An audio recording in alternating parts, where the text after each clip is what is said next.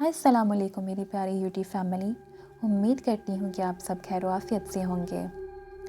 اللہ تعالیٰ آپ کو سدا سلامت خوش و آباد رکھے۔ مجھے اپنی دعا میں ضرور یاد رکھیے گا۔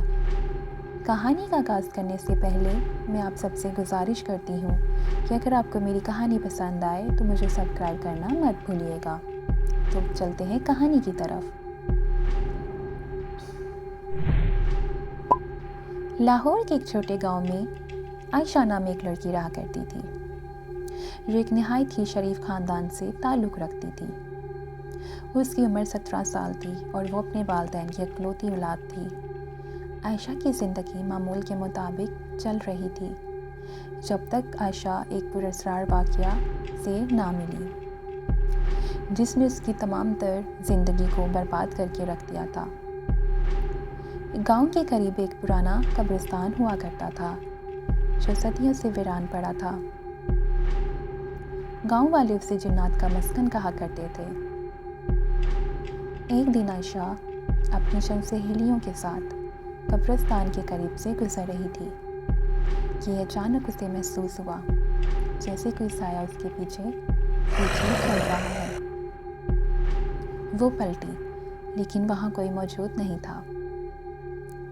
اس رات عائشہ نے خواب میں عجیب و غریب منظر کو دیکھا۔ اس نے دیکھا کہ وہ ایک تاریکی غار میں کھڑی ہے، جہاں دیواروں پر پراسرار نشان بنے ہوئے ہیں اور آگ کے شعلے بھڑک رہے ہیں۔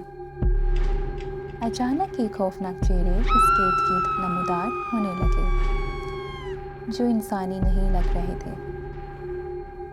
وہ سب ایک ساتھ ایک عجیب زبان میں کچھ پڑھ رہے تھے، اور عائشہ کو محسوس ہوا کہ وہ حرکت نہیں کر سکتی ہے۔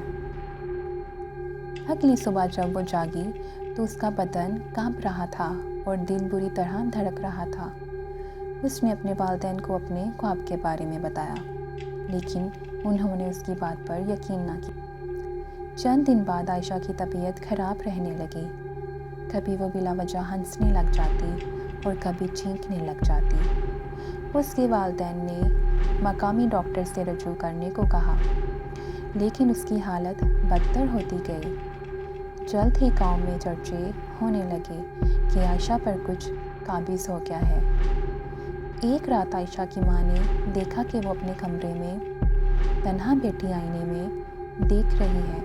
جب اس نے قریب جا کر عائشہ کو پکارا تو عائشہ کی آنکھیں سرخ ہو گئی تھیں اور اس نے غیر انسانی آواز میں کہا، یہ ہماری جگہ ہے، یہاں سے چلے جاؤ۔ یہ سن کر اس کی ماں خوف سے بے ہوش ہو۔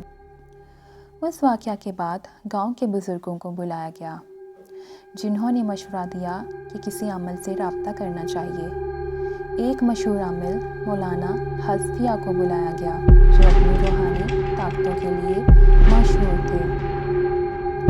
جب وہ عائشہ کے پاس پہنچے تو انہوں نے فوراً محسوس کیا کہ یہ معاملہ عام نہیں ہے۔ مولانا نے سورہ بقرہ اور دیگر قرآنی آیات کی تلاوت کرنا شروع کر دی۔ جیسے ہی انہوں نے تلاوت شروع کی، عائشہ کا جسم کانپنے لگا اور اس نے چینک کر کہا، ہم قبیلہ غرفان کے جن ہیں، یہ لڑکی اب ہماری ہے۔ مولانا کو سمجھنے میں دیر نہ لگی کہ یہ کوئی عام جن نہیں بلکہ ایک طاقتور قبیلے کے جنات ہیں۔ مولانا نے اپنی پوری توجہ و ایمان کے ساتھ تلاوت جاری رکھی اور ہر لمحہ عائشہ کا رد عمل مزید شدید تر ہوتا گیا۔ اس نے خود کو زخمی کرنے کی کوشش کی، لیکن مولانا نے اس کے والد کو ہدایت کی کہ اسے مضبوطی سے تھامے رکھے۔ 3 دن تک یہ عمل جاری رہا۔ عائشہ کے والدین اور گاؤں کے لوگ مسلسل دعا میں مشغول ہوتے رہے۔ آخرکار مولانا نے ایک فیصلہ کن عمل کیا۔ جنات کو حکم دیا کہ وہ عائشہ کو چھوڑ دیں اور یہاں سے چلے جائیں۔ انہوں نے بلند آواز میں کہا، یہ لڑکی اللہ کی حفاظت میں ہے اور تمہارا اس پر کوئی اختیار نہیں۔ اگر تم نے نہ چھوڑا تو تمہیں اللہ کے قہر کا سامنا کرنا ہوگا۔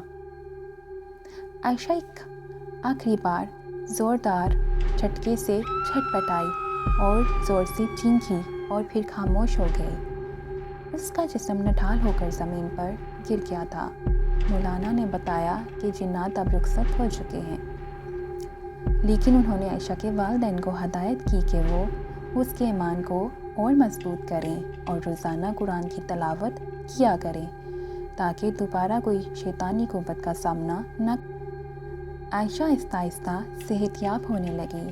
اس کے والدین نے شکرانے کے نفل ادا کیے اور گاؤں والے نے مولانا کا شکریہ ادا کیا، لیکن عائشہ کی زندگی ہمیشہ کے لیے بدل کر رہ گئی تھی۔ وہ اب زیادہ عبادت گزار اور محتاط ہو گئی تھی۔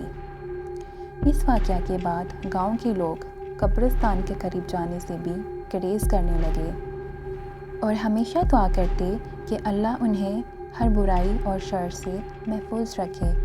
اگر آپ کو آج کی کہانی پسند